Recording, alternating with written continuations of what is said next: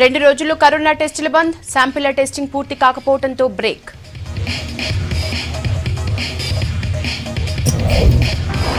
July 5 వరకు Secunderabad general Bazar close, ఆదివారం నుంచి 8 రోజులు బేగం బజార్ బంద్.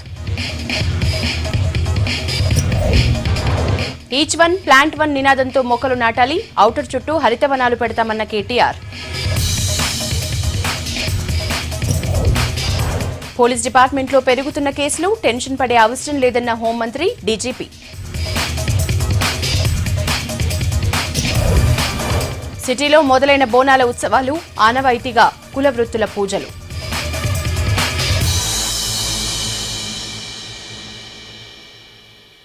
हमारा హైదరాబాద్ డీటెయిల్స్ చూద్దాం. గ్రేటర్ వాస్లోని కరోనా వణికిస్తోంది. రోజు రోజుకు కేసుల సంఖ్య పెరగడంతో జనాల్లో ఆందోళన మొదలైంది. కరోనా వ్యాప్తి నేపథ్యంలో గ్రేటర్ పరిధిలోని పలు మార్కెట్లు లాక్డౌన్ ప్రకటించాయి. ఇప్పటికే ఇవాల్టి నుంచి వచ్చే నెల 5వ తేదీ వరకు సికింద్రాబాద్ జనరల్ బజార్ మూసివేస్తున్నట్లు ప్రకటించారు. తాజాగా ఈ నెల 28వ తేదీ నుంచి బేగం బజార్ని కూడా మూసివేయాలని హైదరాబాద్ కిరాణా వ్యాపారుల అసోసియేషన్ నిర్ణయం తీసుకుంది. ఆదివారం నుంచి 8 రోజుల పాటు బేగం బజార్లోని దుకాణాల్ని బంద్ చేస్తున్నట్లు కిరాణా మర్చెంట్ అసోసియేషన్ ప్రకటించింది.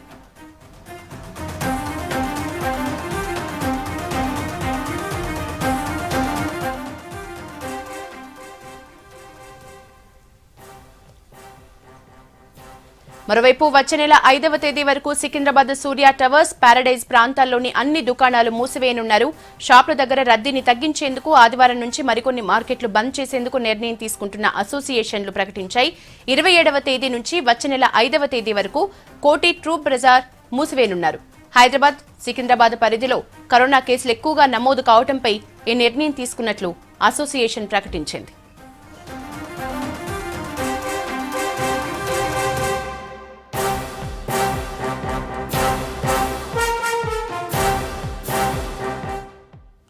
డీటెయిల్స్ శ్రవణ్ అడిగి తెలుసుకుందాం. శ్రవణ్, సిటీలో మార్కెట్ల బంద్ కు సంబంధించిన అప్డేట్స్ చెప్పండి.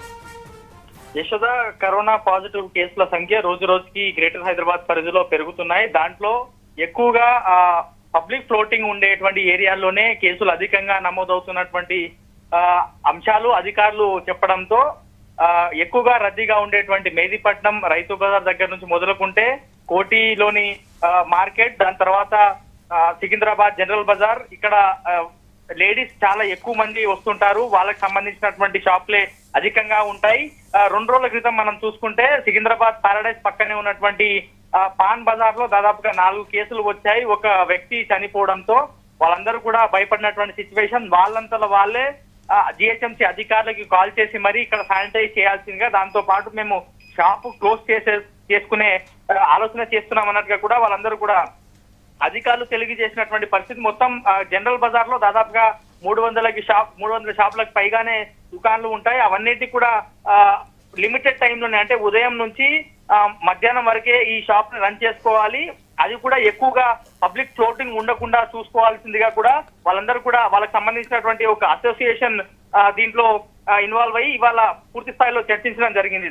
The Hyderabad kirana merchants association తో పాటు మరో అసోసియేషన్ ఉంది. దానికి సంబంధించి 2 అసోసియేషన్లు కూడా కూర్చొని ఖచ్చితంగా కేసులు పెరుగుతున్నాయి కాబట్టి ఈ పబ్లిక్ ఫ్లోటింగ్ ఒకటి ఆపేయాల్సింది, దాంతో పాటు షాపులు కూడా మధ్యాహ్నం వరకు క్లోజ్ చేసే విధంగా అందరూ కూడా నిర్ణయం తీసుకోవాలి. దీనికి అందరూ కట్టుబడి ఉండాల్సిందిగా కూడా చెప్పడం జరిగింది. Hyderabad and Secunderabad sanitary dealers association వాళ్ళు వీళ్ళందరూ కూడా ఇవాళ కూర్చొని దీనికి సంబంధించి ఒక ప్రతిపాదన పెట్టి దీన్ని అందరూ కూడా ఆమోదించినటువంటి దృశ్యాలు కూడా మనం చూస్తున్నాం.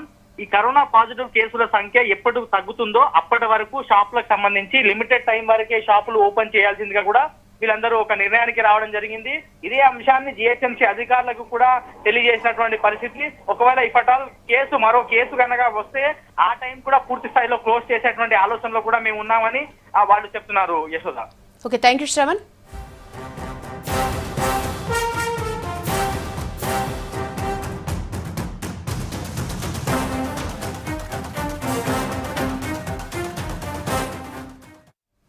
కరోనా టెస్టులకు బ్రేక్ పడింది. 10 రోజుల్లో 50,000 టెస్టులు చేస్తామని ప్రభుత్వం ప్రకటించిన 8 రోజులకే శాంపిల్స్ సేకరణ ఆపేశారు. మళ్లీ చెప్పే వరకు శాంపిల్స్ తీసుకోవద్దని ఆదేశాలు జారీ చేసింది సర్కార్. సేకరించిన శాంపిల్స్ టెస్టులు పూర్తి కాకపోవడంతో ఈ నిర్ణయం తీసుకుంది ప్రభుత్వం.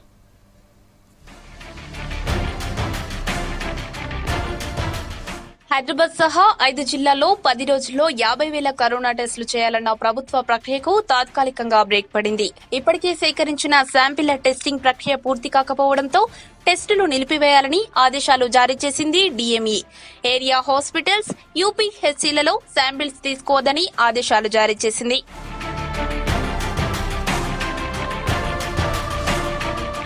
సడన్ గా హెల్త్ అధికారుల నుంచి ఆదేశాలు రావడంతో హైదరాబాద్, రంగారెడ్డి, మేడ్చల్ జిల్లాలో టెస్టులు నిలిపివేశారు. Area hospitals, urban primary health centres, schools, క్యాంపుల్లో మొదలైన టెస్టులను నిలిపివేశారు.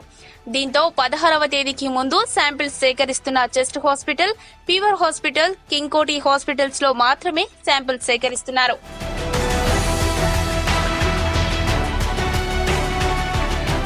ఈ నెల 16 నుంచి రాష్ట్ర వ్యాప్తంగా 36,000 శాంపిల్స్ సేకరించారు. జీహెచ్ఎంసీలో 15,000కు పైగా, రంగారెడ్డిలో 1,500, మేడ్చల్లో 3,600 వరకు టెస్టులు చేశారు. ఇక ఇవి కాకుండా జిల్లాలో కూడా శాంపిల్స్ సేకరించారు. మొత్తం ఈ రోజు వరకు 10 ల్యాబుల్లో 8,253 శాంపిల్స్ పెండింగ్ లో ఉన్నాయి. ల్యాబ్స్ లో శాంపిల్స్ లోడ్ పెరుగుతుండటంతో ఈ నిర్ణయం తీసుకున్నట్లు డైరెక్టర్ ఆఫ్ హెల్త్ ప్రకటించింది.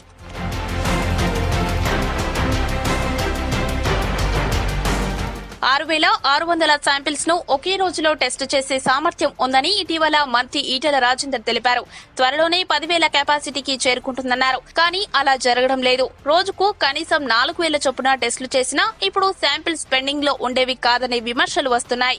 అయితే వాస్తవంగా రోజుకు 2,500 లోపే ల్యాబ్ కెపాసిటీ ఉందంటున్నారు అధికారులు. ఒక 1000 టెస్టులు అట్లా చేసేవాళ్ళం. ఇప్పుడు దాదాపుగా 5,000 టెస్టులు చేస్తున్నాం అన్ని ల్యాబ్లలో. అన్ని ల్యాబ్లలో కూడా 3 షిఫ్ట్లలో చేస్తున్నాం. ఇప్పుడు సడన్గా మనకు ముఖ్యమంత్రి గారు మనకు ఆల్రెడీ అనౌన్స్ చేశారు అన్ని 50,000 టెస్ట్ చేయమని. ఆ 50,000 టెస్టులో ప్రతి ఒక్కరు కూడా లీనమేమన్నారు. అందరూ అక్కడ నుంచి కూడా శాంపిల్స్ మనకు డిస్ట్రిబ్యూట్ అయి వస్తుంది. అందుకొరకని కొంతవరకు కొంత డిలే అవ్వడం అవకాశం ఉంది. కానీ అది ప్రాబ్లం కాకుండా, పేషెంట్ ఇబ్బంది కాకుండా కూడా ఎస్ఎంఎస్ సిస్టమ్ ఒకటి పెట్టాము. అంటే వాళ్ళ రిపోర్టు ఆ ఫోన్ ఎస్ఎంఎస్కి వస్తుంది, నెగిటివా పాజిటివా. ఒకవేళ నెగిటివ్ ఉంటే వాడు ఇమీడియట్గా హోమ్ క్వారంటైన్లో మని, పాజిటివ్ ఉంటే వాడిని కాంటాక్ట్ చేస్తాం లోకల్గా. ఫీవర్ హాస్పిటల్లో రోజుకు 50 మంది నుంచి 100 మంది అడ్మిట్ అవుతున్నారు. మేము ఐసోలేషన్ వార్డు పెడుతున్నాము. రోజుకి శాంపుల్ తీస్తున్నాము. వాళ్ళకు స్టేబుల్ ఉంటే, వాళ్ళ ఏమి లేకుంటే వాళ్ళకి క్వారంటైన్ పంపిస్తున్నాము. వాళ్ళకి ఇంట్లో ఫెసిలిటీస్ లేదు ఉండడానికి, ఇల్లు పెద్దగా ఉందంటే మేడ్చల్ హాస్పిటల్ పంపిస్తున్నాము. ఒక శాంపిల్ ను 48 గంటల లోపే పరీక్షించాలి. దాన్ని నిర్ణీత ఉష్ణోగ్రతలో భద్రపరచాలి. శాంపిల్స్ లోడ్ పెరిగే కొద్దీ ల్యాబుల్లో భద్రపరచడం కష్టంగా మారుతుంది. అలాగే ఎక్కువ రోజుల తర్వాత పరీక్ష చేస్తే రిజల్ట్ తప్పగా వచ్చే అవకాశం ఉందంటున్నారు డాక్టర్లు.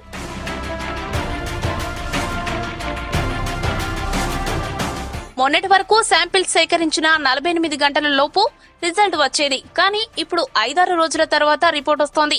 దీంతో కరోనా అనుమానితులు రిపోర్ట్ కోసం ఎదురు చూస్తున్నారు. అటు క్రిటికల్ కండిషన్ పేషెంట్స్ కు మరింత ఇబ్బందిగా మారింది. కొంతమంది శాంపిల్స్ రిపోర్ట్లో కూడా తప్పులు వస్తున్నాయని ఆరోపణలు వినిపిస్తున్నాయి.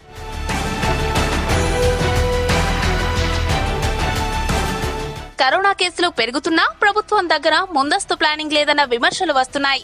పాజిటివ్ కేసులు పెరుగుతుంటే ల్యాబ్ల కెపాసిటీ పెంచకుండా టెస్ట్ల కెపాసిటీ పెంచడం ఏంటని జనం ప్రశ్నిస్తున్నారు. కనీసం పాజిటివ్ వచ్చిన వారికి కూడా ఆ సమాచారం ఇవ్వలేని పరిస్థితిలో ఉందనే ఆరోపణలు ఉన్నాయి. మరోవైపు శాంపిల్స్ ఇవ్వని వారికి కూడా పాజిటివ్ అంటూ మెసేజ్లు వస్తున్నాయి. ప్రస్తుత పరిస్థితుల్లో కరోనా సోకిన వ్యక్తిని డైరెక్ట్ గా తాకాలన్నా, దగ్గరికి వెళ్లి ట్రీట్మెంట్ చేయాలన్నా కష్టమన్నారు మంత్రి ఈటెల రాజేందర్. హైదరాబాద్ కు చెందిన న్యూ క్లియోనిక్స్ కంపెనీ తీసుకొచ్చిన కోవిడ్ సేఫ్టీ ప్రొడక్ట్స్ ని తన ఇంటి దగ్గర నుంచే లాంచ్ చేశారు మంత్రి. కంపెనీ తీసుకొచ్చిన రోబోల ద్వారా ట్రీట్మెంట్ ఇవ్వటం ఈజీ అన్నారు. ఇప్పుడున్న పరిస్థితుల్లో ఈ ప్రొడక్ట్స్ ఎంతగానో ఉపయోగపడతాయన్నారు. వీటిని సామాన్య ప్రజలకు అందుబాటులో ఉండేలా తక్కువ ధరకు మార్కెట్లోకి తీసుకురావాలన్నారు ఈటెల.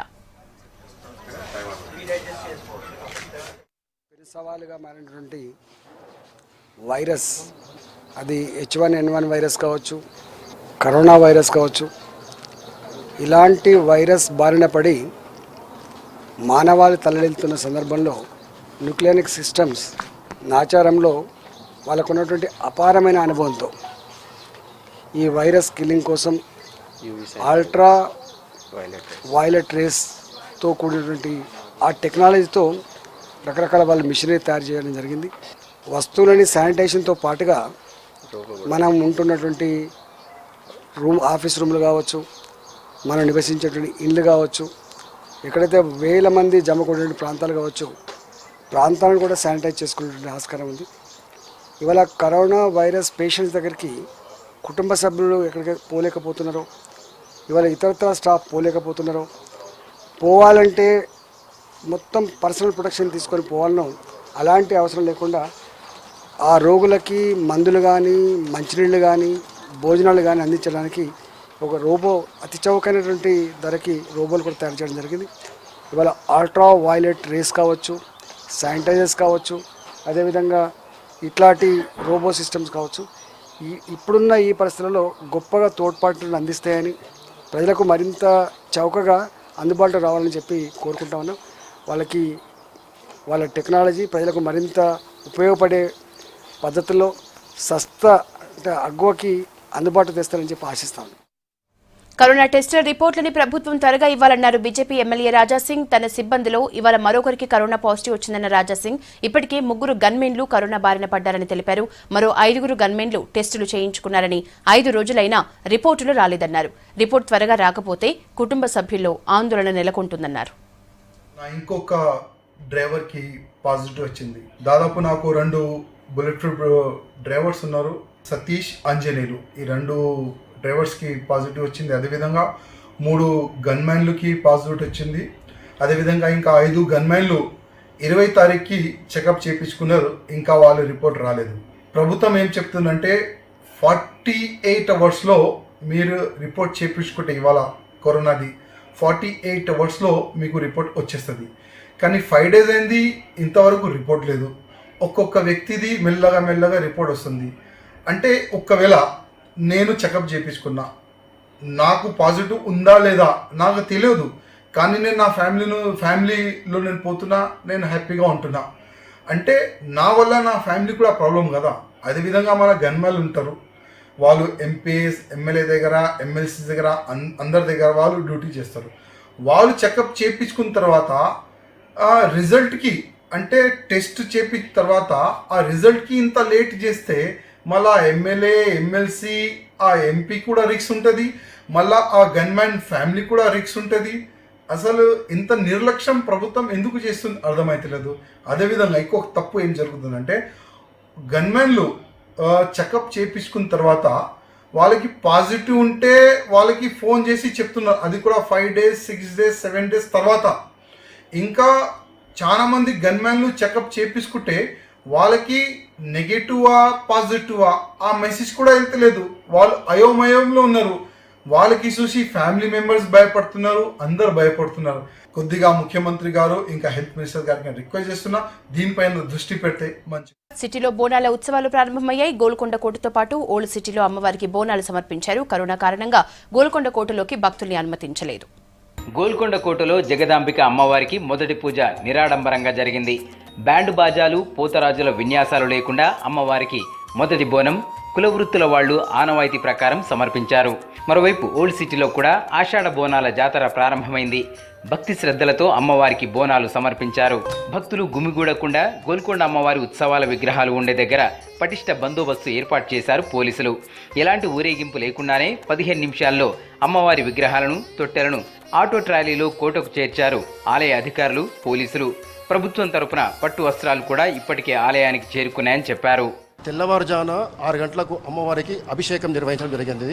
ఆ తర్వాత అమ్మవారికి ప్రత్యేక అలంకరణ చేసిన తర్వాత భక్తులను దర్శనం, ఒక్కొక్కరిగా దర్శనం అందరికీ కూడా థర్మల్ స్క్రీనింగ్ చేసి మాస్కులు పెట్టి అవన్నీ చేసి కూడా వాళ్ళు అందరినీ కూడా దర్శనానికి అలో చేస్తున్నాం. ఉదయం 6 గంటల నుంచి ఇప్పుడు 1 గంట వరకు కూడా ఆలయం ఓపెన్ ఉంటుంది. భక్తులందరూ కూడా మీ విశ్వాసాలను దెబ్బతినకుండా ఈ నెల రోజుల పాటు అమ్మవారికి బోనాలు సమర్పించుకోవాలని చెప్పేసి లాల్ దర్వాజా దేవాలయ కమిటీ ఒకటి నిర్ణయం తీసుకున్నది. అది ఈ రోజు నుండి ప్రారంభమై వచ్చే నెల 26వ తేదీ వరకు కూడా ఈ బోనాల సమర్పణ ఉంటుంది. భక్తులందరూ కూడా మీరు భక్తి శ్రద్ధలతో వచ్చి అమ్మవారికి బోనాలు సమర్పించుకోండి. ముఖ్యంగా ప్రభుత్వం యొక్క నియమ నిబంధనలు పాటిస్తూ ఇక్కడ దేవాలయం వద్ద అన్ని ఏర్పాట్లు చేసినాం మేము. ఆలయంలోకి భక్తులను అనుమతించకపోవడంతో భక్తులు నిరాశ చెందారు.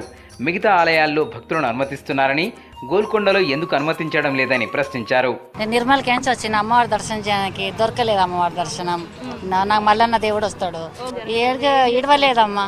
మస్తు సేపు అయింది, పొద్దున్న 8 గంటలకు వచ్చినాం. పోయిన ఏడాది ఓడి బియ్యం పోసినాం, పాలకాయ కొట్టినాం. ఈ ఏడాది దొరకలేదు మాకు. పొద్దున్న 7:30కి వచ్చినాం. తొలి బోనం చేస్తే దర్శనం చేసుకుందామని వీళ్ళు దర్శనమే ఇస్తలేరు. వాళ్ళు పోలీసులు నూకేస్తారు. ఒక్కొక్కళ్ళకి వద్దులంటే కూడా వదలలేరు. పొద్దున్న నుండి ఒక్కొక్కళ్ళకి వదిలేస్తే కూడా ఒక్కొక్కళ్ళం చెకప్ చేసి వద్దంటే కూడా వదలలేరు. ఇంత చాలా దారుణంగా చేస్తారు. దర్శనం కూడా ఇస్తారు అమ్మవారు. ప్రతి గుళ్ళో అలౌట్ చేస్తారు, ఇక్కడ అలౌట్ చేయట్లేదు. చెకింగ్ చేసి పంపిస్తారు ఒక్కొక్కరిని అన్ని టెంపుల్లో. మరి టెంపుల్లో పంపించట్లేదు. మొక్కుకోవాలని వచ్చినాం, ఇలా జరుగుతుంది. అటు ఓల్డ్ సిటీలో మాత్రం బోనాలు తీసుకువచ్చే భక్తులకు అన్ని ఏర్పాట్లు చేసింది ఆలయ కమిటీ. ప్రతి 2 గంటలకోసారి ఆలయ పరిసరాలను శానిటైజ్ చేస్తున్నారు. ఆలయానికి వచ్చే భక్తులకు థర్మల్ స్క్రీనింగ్ చేసిన తర్వాతే లోపలికి అనుమతిస్తున్నారు. ప్రత్యేక పరిస్థితుల్లో ఈరోజు ఈ బోనాలు చేయాల్సినటువంటి అవసరం వచ్చింది. చాలా ప్రికాషన్స్ తీసుకున్నాం. థర్మల్ స్క్రీనింగ్ కానివ్వండి, వాళ్ళకి హ్యాండ్ శానిటైజర్ కానివ్వండి, అన్ని బాక్సెస్ ఏర్పాటు చేసామన్నమాట. ఈ ఆలయం నుంచి దాదాపు 1/2 కిలోమీటర్ వరకు అన్ని సోషల్ డిస్టెన్స్ మెయింటైన్ చేసుకుంటూ బాక్సెస్ ఏర్పాటు చేశాం. సో ఆ బాక్సెస్లో లైన్లో నిలబడి అమ్మవారికి బ్రహ్మాండమైనటువంటి లాల్ దర్వాజా బోనాలు ఈరోజు మొదలయ్యాయి. డెఫినెట్గా నెల పాటు ఇది కొనసాగుతుంది.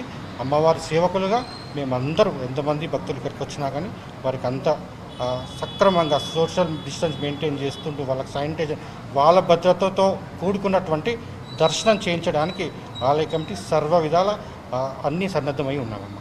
అమ్మవారికి బోనం సమర్పించే అవకాశం కల్పించడం చాలా సంతోషంగా ఉందన్నారు భక్తులు. రాచకొండ కమిషనరేట్ పరిధిలోని మేడిపల్లిలో డీజీపీ మహేందర్ రెడ్డి, సిపి మహేష్ భాగవత్తో కలిసి మొక్కలు నాటారు మంత్రి మల్లారెడ్డి. ఈ ఏడాది 30 కోట్ల మొక్కలు నాటాలని పిలుపునిచ్చారు. కార్పొరేటర్లు ప్రతి ఇంటికి వెళ్లి ఉద్యమంలాగా మొక్కలు పెంపకం చేపట్టాలన్నారు. రాష్ట్రమంతా కూడా మన సీఎం పెద్దలు కేసీఆర్ గారు ఈసారి 30 కోట్ల మొక్కలు నాటాలని అందరికి కూడా ఆదేశాలు ఇచ్చిండు. ఆ ఆదేశాల ప్రకారం మనం అందరం కూడా ప్రతిరోజు మనం మొక్కలు నాటవలసిందే. ప్రతిరోజు కూడా కాలనీలలో కానీ ప్రతి ఇంటికి కూడా కాలనీలలో పోయి చెట్టు కార్పొరేటర్లు మీ అందరికి కూడా దయచేసి చెప్తున్నా, ప్రతి ఇంటికి 3 మొక్కలు మీరే ఇయ్యాలి, వాళ్ళతో పెట్టిపియాలి. తప్పకుండా మనం ఇప్పుడు ఒక ఉద్యమం మాదిరిగా, ఒక సైనికుని మాదిరిగా మనం ఇప్పుడు ఈ మొక్కలు నాటే కార్యక్రమం ఒక శపథం మాదిరిగా చేస్తేనే ఇది. ఇవి Hamara Hyderabad updates. Station to V6 news as it is.